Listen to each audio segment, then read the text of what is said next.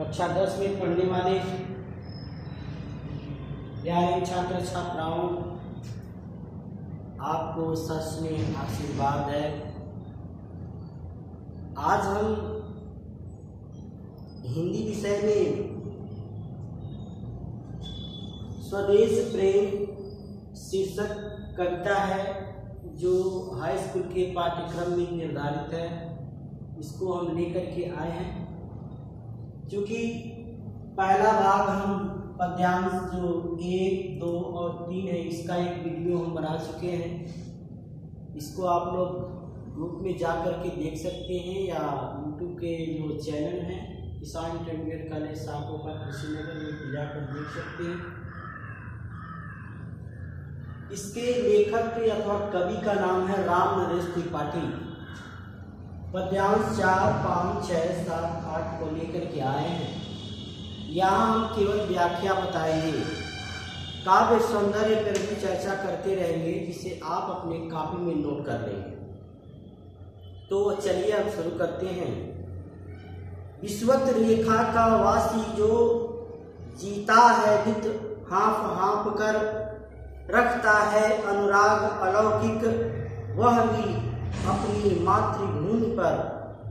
ध्रुववासी जो हिम में तम में जी लेता है कांप कांप कर, वह भी अपनी मातृभूमि पर कर देता है प्राण निछावर।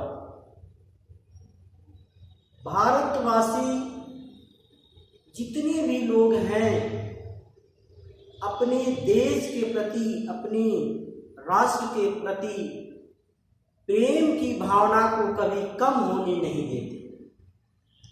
इस पद्यांश में कवि ने बताया है कि प्रत्येक मनुष्य को अपनी मातृभूमि से प्रेम करना ही चाहिए। प्रमाण के तौर पे देखा जाए, कोई ऐसा भारतवासी या कोई ऐसा व्यक्ति नहीं होगा जो अपने राष्ट्र से प्रेम नहीं करता।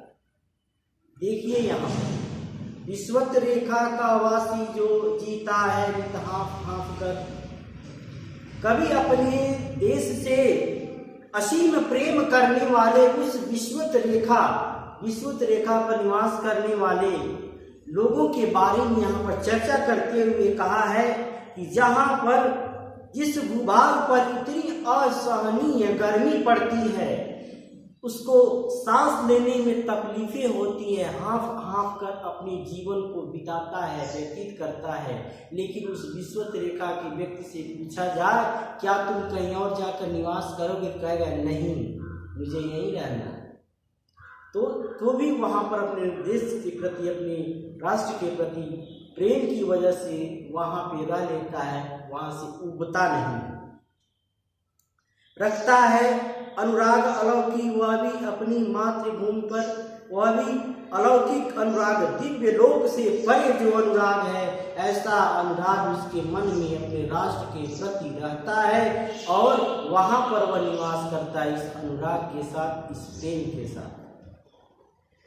ध्रुववासी जो हिम में तम में जी लेता है कांप कांप कर। और दूसरा उदाहरण पर यहाँ कवि ने ये दिया है कि ध्रुववासी, ध्रुव प्रदेश में रहने वाले लोग जहां वर्ष में अधिकांश महीनों तक बर्फ जमी रहती है, भीषण सर्दी के कारण वहां के लोग कांपते रहते हैं, वह भी अपनी मातृभूमि पर कर देता है प्राण निछावर।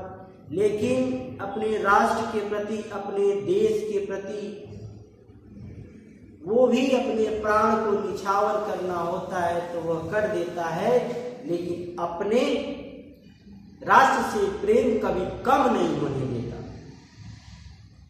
मातृभूमि के प्रति इतना अटूट प्रेम शायद ही कहीं और देखने को मिलता है। यहाँ के निवासी शत्रुओं से रक्षा करते हुए अपनी मातृभूमि के लिए जान की बाजी भी लगा देते। यह है स्वदेश प्रेम की बातें। आदमी जिस भी परिस्थिति में रहता है, लेकिन अपने राष्ट्र के प्रति कहीं भी आन बान और शान की बात आ जाती है तो प्राण निछावर करने में वो पीछे नहीं हटता है। ऐसा है स्वदेश प्रेम। अच्छा, काव्यगत सौंदर्य में क्या लिखेंगे? सरस खड़ी बोली है, भावात्मक शैली है, वीर रस है, ओज गुण है और व्यंजना शब्द शक्ति इसमें देखने को मिलती है। ठीक है, आगे देखिए 5वां, तुम तो हे प्रिय बंधु स्वर्ग सी सुखद सकल विभुओं की आकर धरा शिरोमणि मातृभूमि में धन्य हुए हो जीवन पाकर। तुम जिसका जल अन्न ग्रहण कर बड़े हुए लेकर जिसकी रज तन रहते कैसे तज दोगे उसको हे वीरों के वंशज। इस पद्यांश में कवि ने मातृभूमि को स्वर्ग से बढ़कर बताते हुए देश प्रेम की प्रेरणा को प्रदान किया है। ठीक है ना, कवि कहता है कि तुम तो हे प्रिय बंधु स्वर्ग सी सुखद सकल विभुओं की आकर, विभुओं की आकर का मतलब है नाना प्रकार के सुखों की जो खान है अपना देश। धरा शिरोमणि मातृभूमि के धन्य हुए हो जीवन पाकर। पृथ्वी का सर्वश्रेष्ठ मनुष्य तुम हो, तुम्हारा जीवन धन्य है क्योंकि तुमने ऐसे पृथ्वी के सर्वश्रेष्ठ मानव में से तुम एक हो, सर्वश्रेष्ठ मानव हो जो कि अपने देश के प्रति प्रेम करते हो। कवि कहता है कि हे बंधु, हे भाई, तुमने जहां जीवन पाया है वह धरा स्वर्ग के समान सुख देने वाली है, संपूर्ण सुखों की एक खान है। पृथ्वी का वह भाग जहां तुमने जन्म लिया है वह भी धरा खंडों से भी श्रेष्ठ है। तुम्हारी मातृभूमि धरा शिरोमणि है, इसलिए तुम्हें इसके प्रति अनुराग प्रेम निश्चित रूप से होना चाहिए। तुम जिसका जल अन्न ग्रहण कर बड़े हुए जिसकी रज, रज का मतलब क्या है? धूल। तुम जिसके अन्न ग्रहण को, अन्न जिसके द्वारा पैदा किए गए अन्न को ग्रहण किए हो, इसके धूल में सने बढ़े हो, हे वीरों के वंशज, तन रहते कैसे तज दोगे। तुम्हारे शरीर में जब तक यह शरीर है, जब तक इस शरीर में प्राण है, तब तक इसकी आन बान और शान की खातिर तुम्हें आगे लड़ना होगा।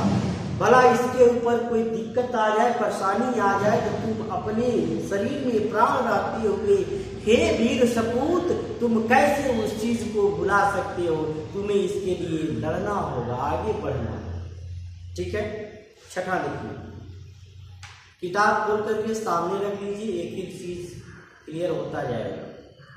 जब तक साथ एक भी दम हो अवशिष्ट एक भी धड़कन, रखो आत्मगौरव से ऊंची पड़ के ऊंचा सिर ऊंचा मन। एक बूंद भी रक्त शेष हो जब तक मन में हे शत्रुंजय, दीन वचन मुख से न उचारो मानो नहीं मृत्यु का भी है। इस पद्यांश में कवि लोगों को स्वाभिमान के साथ जीवन जीने का संदेश देता है। कहता है, हे मातृभूमि से प्रेम रखने वाले भाई अथवा बंधु, तुम अपनी अंतिम सांस तक बची हुई एक भी धड़कन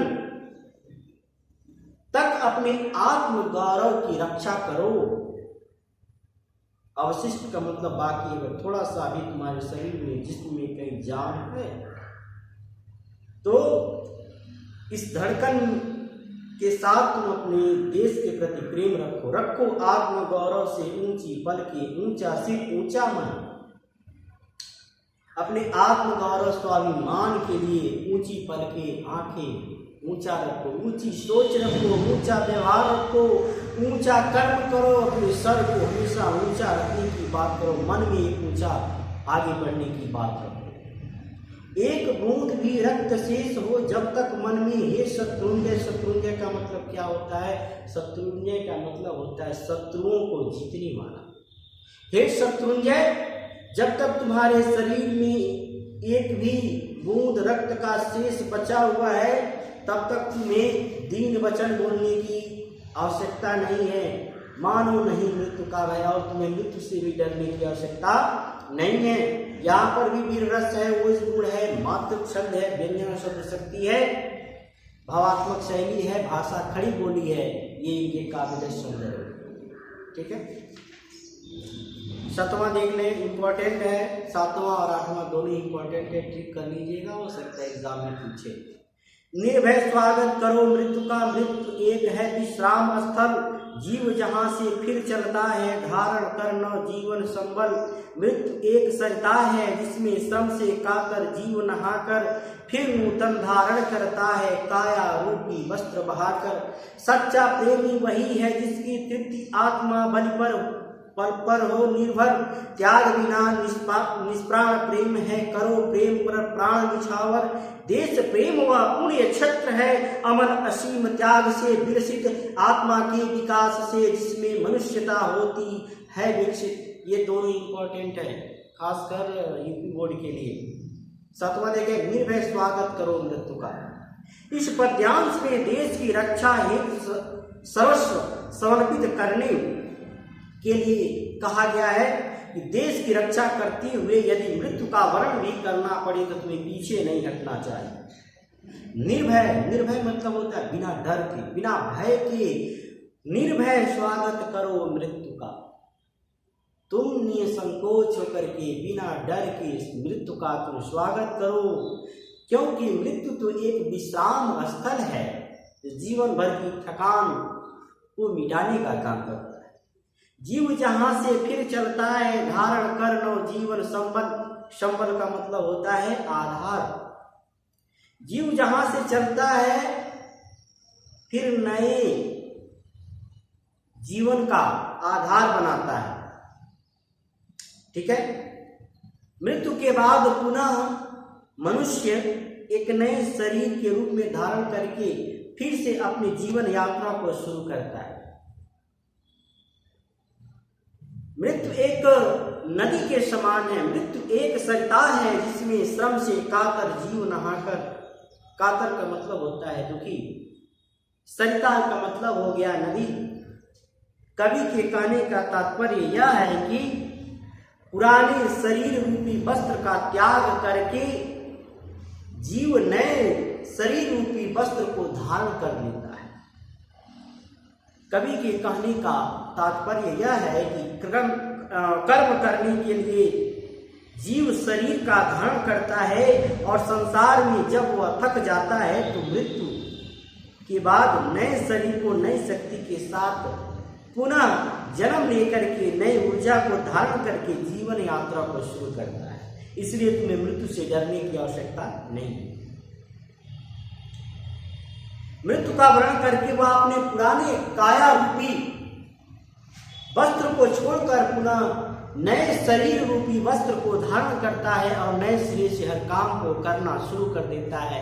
इसलिए तुम मृत्यु से कभी डरो नहीं, निर्भय होकर के मृत्यु का स्वागत करो और अपने देश की रक्षा के लिए हमेशा तत्पर रहो, तैयार रहो।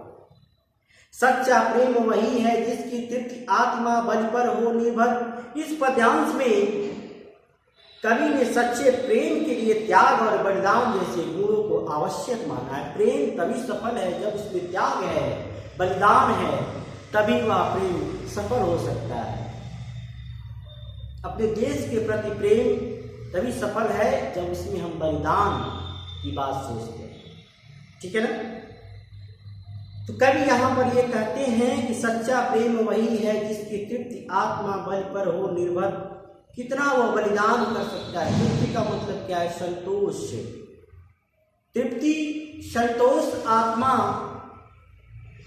की बलि तभी हो सकती है जब वो हर तरह से अपने देश के प्रति न्यौछावर हो, बलिदान करने के लिए तैयार हो।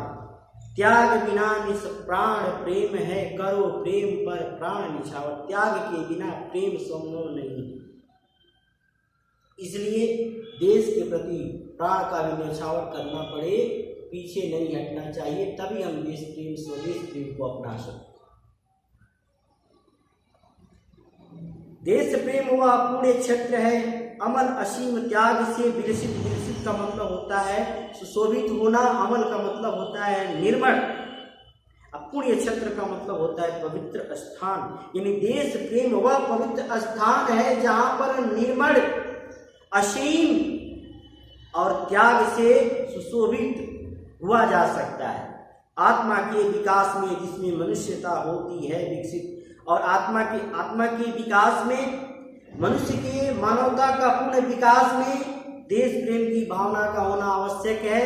इसलिए इस आत्मा के विकास में देश प्रेम को बढ़ावा देने के लिए स्वयं आत्मबल को मजबूत करना होगा, तभी हम बलिदान के रूप में आ सकते हैं, बलिदान दे सकते हैं, अपने देश के प्रति हम प्रेम को दिखा सकते हैं। ठीक है, इन सब बातों को आप लिख देंगे। काव्य संदर्भ में सबके लिए एक ही शब्द लिख सकते हैं, सरल खड़ी बोली का प्रयोग है, ओज गुण है, वीर रस है, मातृ छंद है, व्यंजना शब्द शक्ति है, अनुप्रास अलंकार का। देखिए अमर असीम यहाँ देखिए त्याग से विकसित, इसमें अनुप्रास अलंकार है, अवर्ण की पुनरावृत्ति होने से यहाँ पर अनुप्रास अलंकार है। तो इस प्रकार हम देखते हैं रामनरेश त्रिपाठी का ये स्वदेश प्रेम जो पाठ 7 था, इसको हम लोग पढ़ चुके हैं। अगला वाला जो नया चैप्टर होगा उसको हम लेकर के आएंगे। तब तक आप लोग इस वीडियो को देखिए, नोट्स बनाइए। धन्यवाद।